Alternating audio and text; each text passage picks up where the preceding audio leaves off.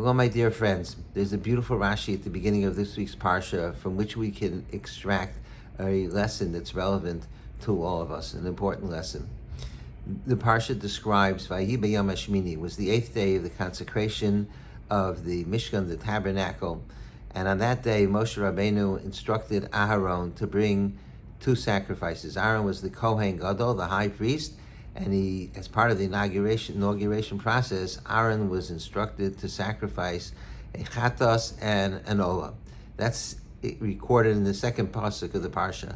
4 or 5 psukim later, Moshe Rabbeinu again tells Aaron, "Krav el mizbeach, come near to the mizbeach, to the altar, and bring the sacrifice of the chatos and the olah." So the question is, the obvious question: why does the pasuk repeat that? It already stated that Moshe told Aaron to bring those 2 sacrifices.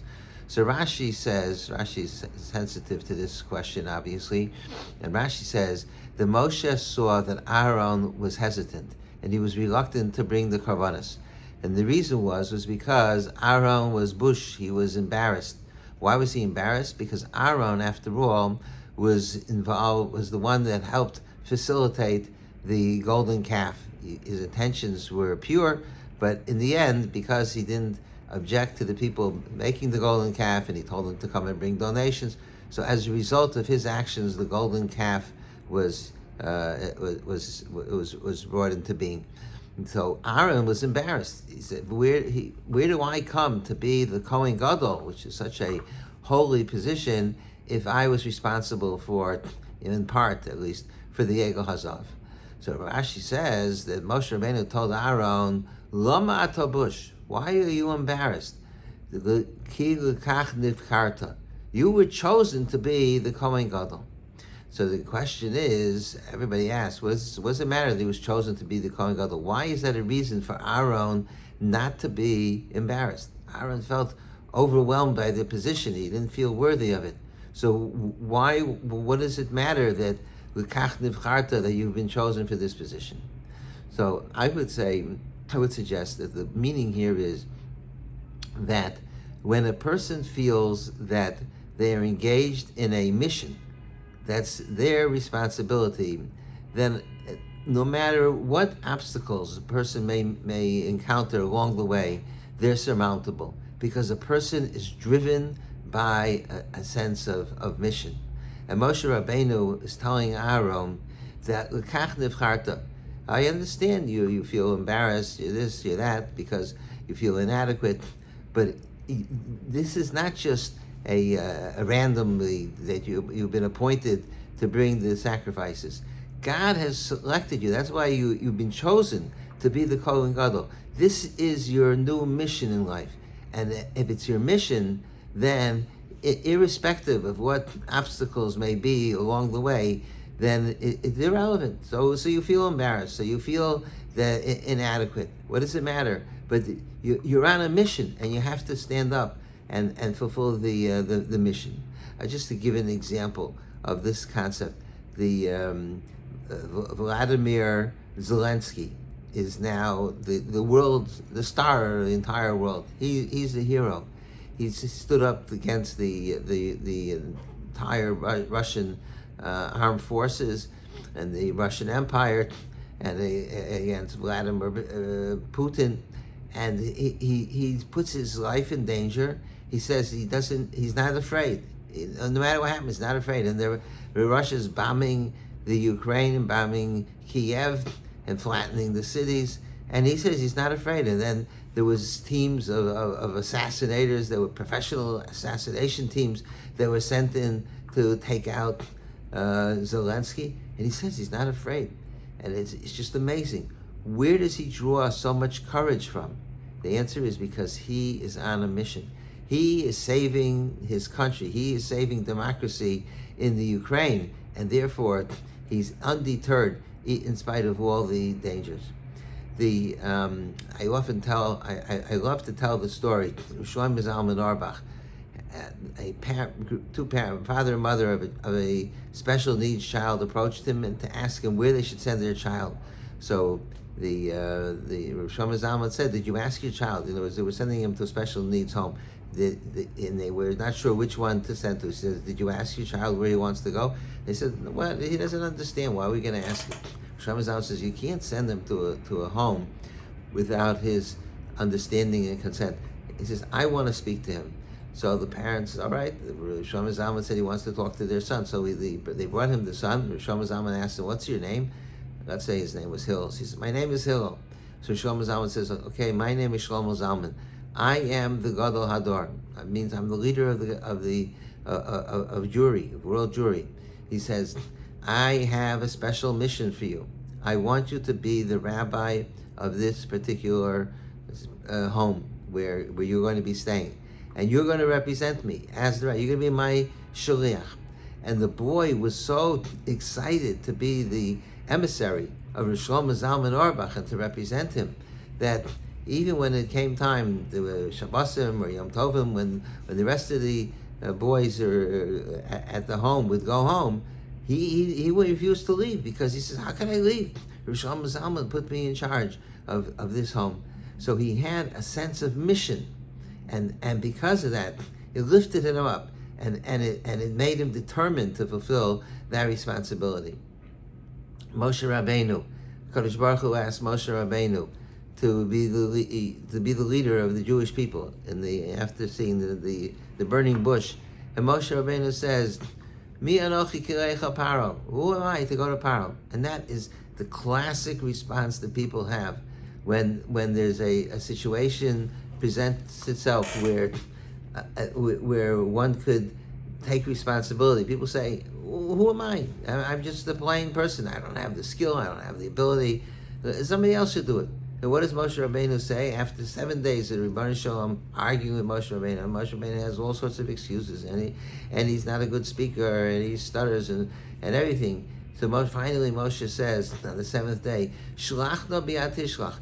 Send it with whoever you're going to send it. That's the plain meaning. Shlach no bi'at tishlach. Send it with whoever you're going to send it.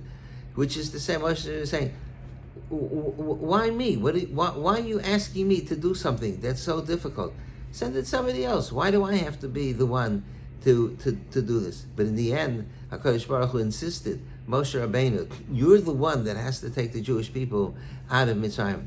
And once Moshe Rabbeinu accepted the responsibility, in spite of all his humility and his difficulty in communicating, he was the leader par excellence of Klal Yisrael. What brought about that transformation? It was that Moshe Rabbeinu was now on a mission to be the leader of Klal Yisrael. Same is true of Esther, Megillas Esther that we just read. Esther is a nice, sweet, simple girl, and she's somehow or another she's kidnapped almost to be taken to be the queen of Achashverosh, who was an unsavory person. And then then Mordechai comes to Esther and says, the Jewish people are in danger. They're going to be exterminated. The entire Jewish people will be annihilated. You must go to Achashverosh. So Esther says, I can't go. It's dangerous. If he doesn't acknowledge me, then I lose my head. What does Mordechai say? Al tadami v'nafshe. Don't think about yourself.